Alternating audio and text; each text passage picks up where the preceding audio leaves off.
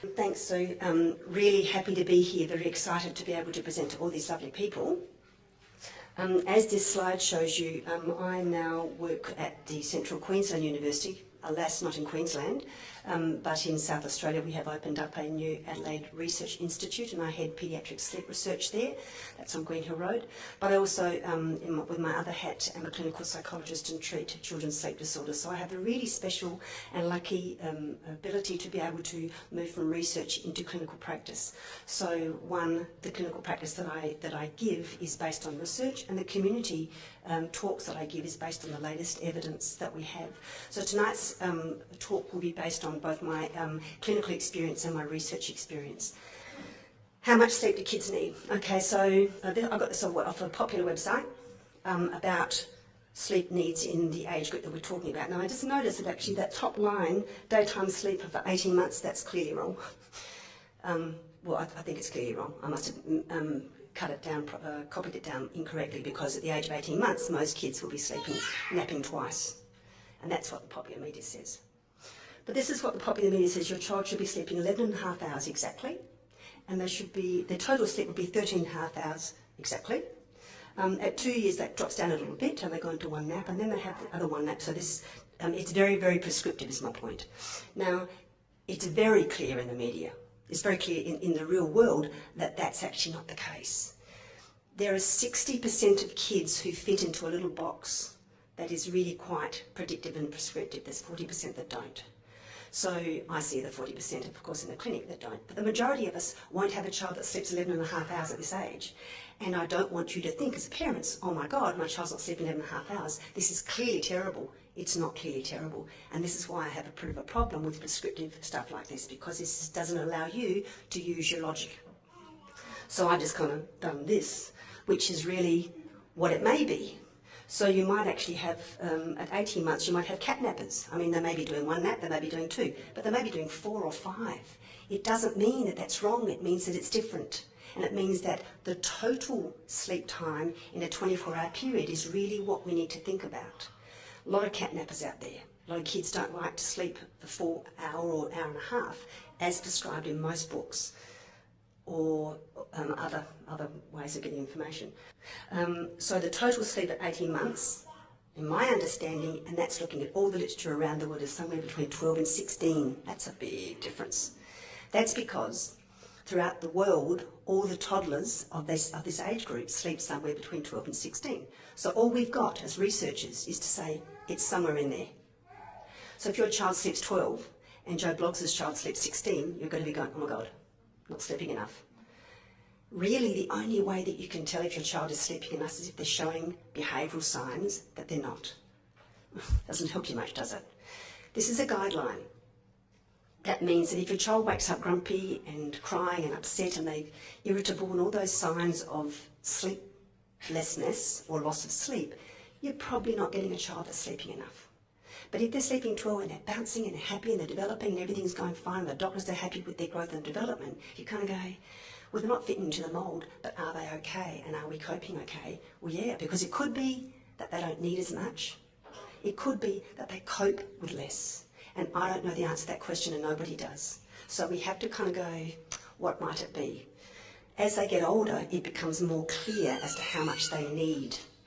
So I didn't put up a graph of how much sleep they need because I'm becoming increasingly aware that that's really unhelpful. I want you to understand that somewhere between 12 and 16 as a young toddler, and somewhere between 12 and 14 as an older toddler. And sometimes even school-age kids are sleeping that too.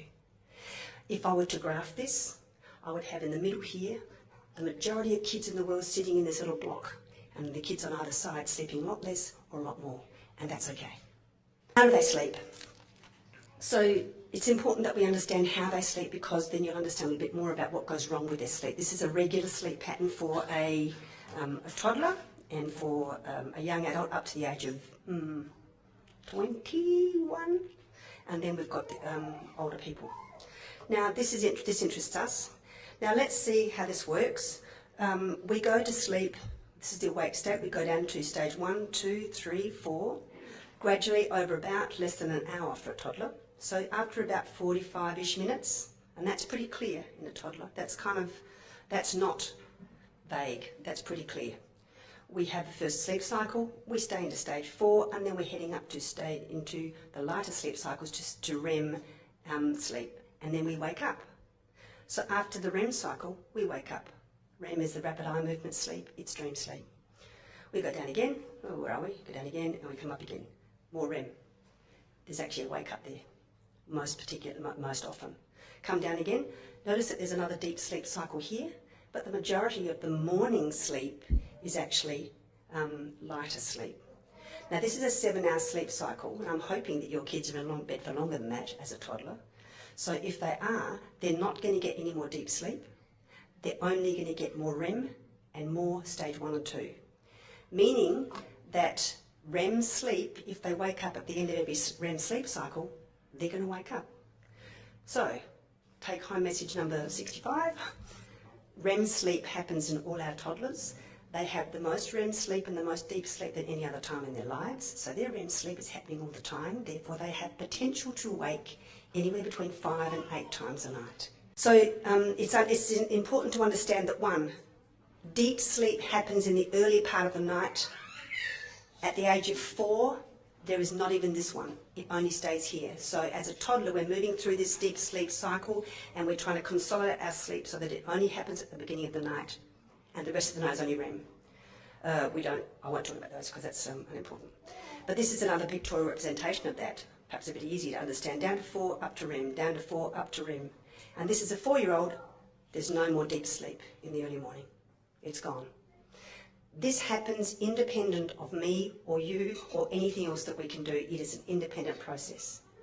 When children are napping once or twice in the day, one of their naps will be light sleep, one of their naps will be deep sleep. When they're transitioning from 2 naps to 1 nap, or 1 nap to no naps, that block of sleep that they're getting in the day transitions into the night time. They don't get more of it, though big time sometimes they do. They get a different makeup of their sleep. So when childcare centres say to me, should we take away that nap so that child will sleep better at night, that also is a very tricky question to ask because it depends on where that child is developmentally. So as I said, the major problems at this age, sleep onset association disorders. What happens at sleep onset? I call that the beginning of the night.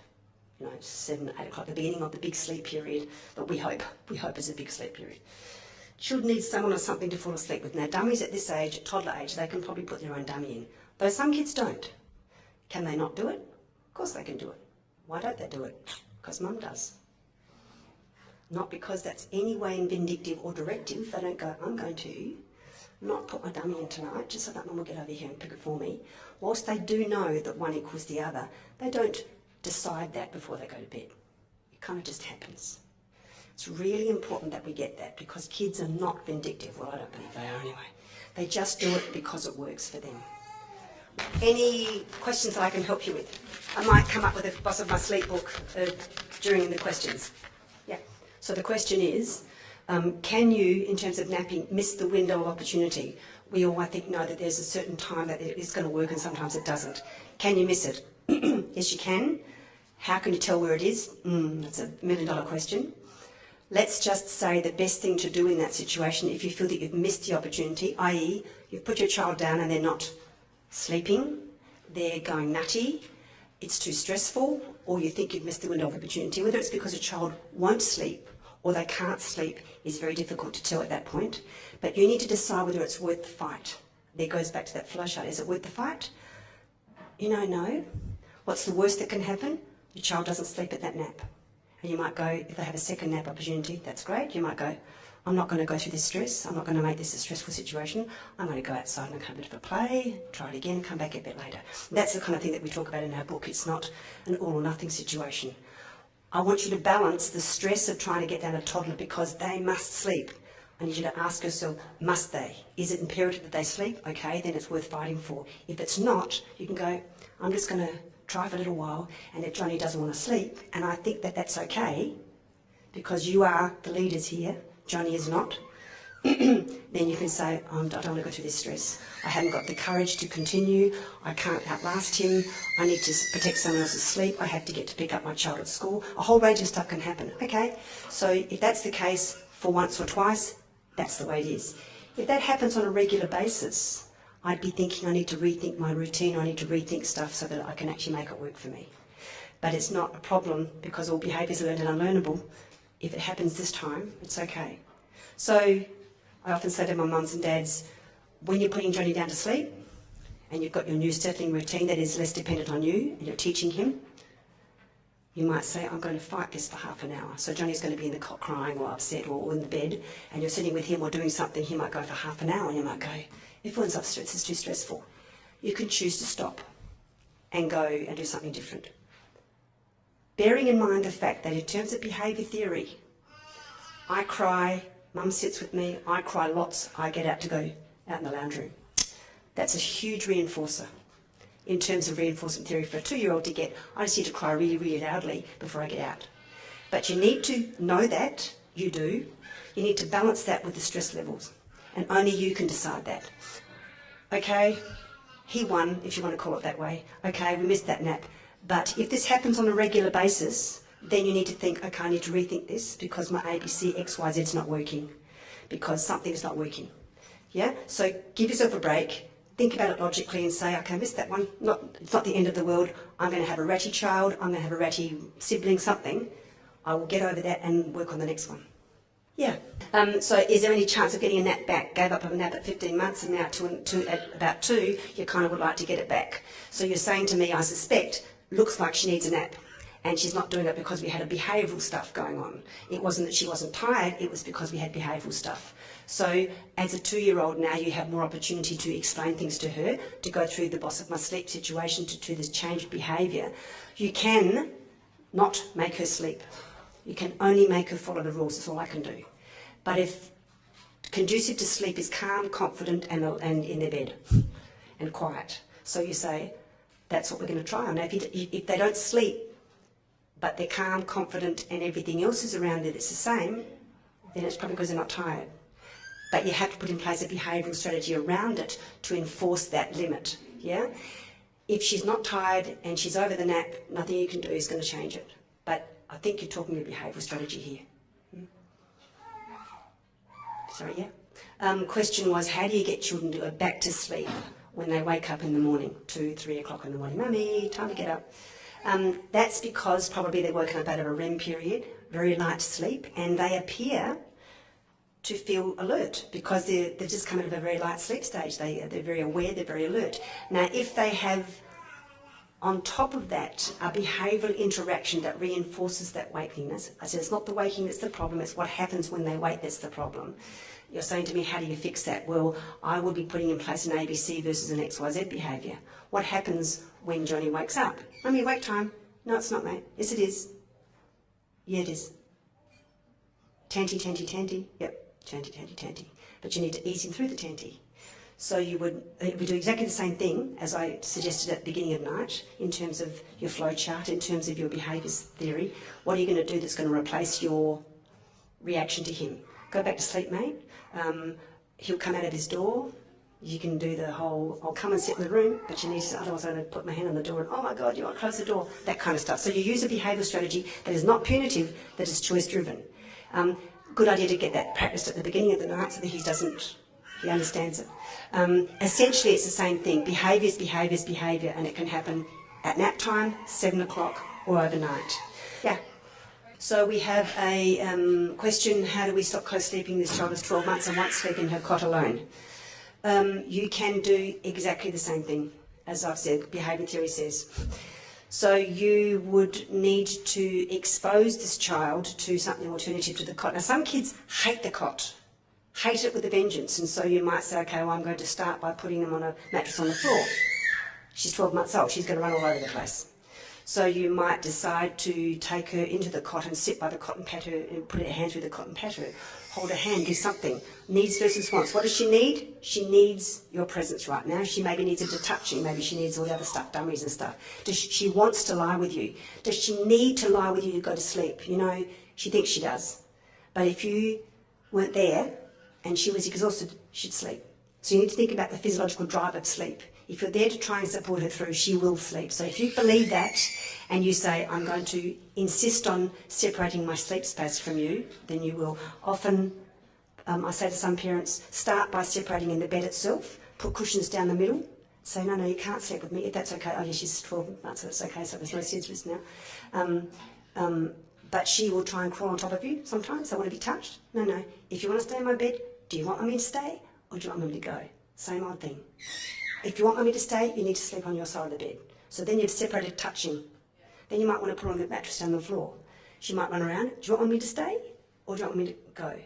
Same thing. You can use the same thing. The child will, if you get it and you make your limits clear, you will teach her bit by bit, separating the cot, separating the sleep space, separating the room. You still need to, I think, give her as much as you can to make her comfortable, because if you take her to another room and leave her there, she's going to be out in 2 seconds, and then you're going to have a hell of a fire on your hands, just to kind of make it a bit easier. So it's the same principle. Does that make sense? Protest versus distress. The question was, can you tell the difference between protest versus distress, is the question? That's a really good question. The question is, so when a child is crying in protest, as per my little thingy, and then they work themselves up to distress, what do you do about that? That's a really good question. It's probably the crux of everything that we all stand for and everything that we do to stop doing what we do. That's the biggest barrier of a successful sleep program. So when a child who is a toddler, who hasn't got behaviour regulation to speak of, particularly not at 3 o'clock in the morning, they are going through this whole independence thing. Their mood regulation is 0. Their behaviour management is 0. But they're trying all this different rule-setting stuff. They want something. They know what they want. They've learnt how to get it.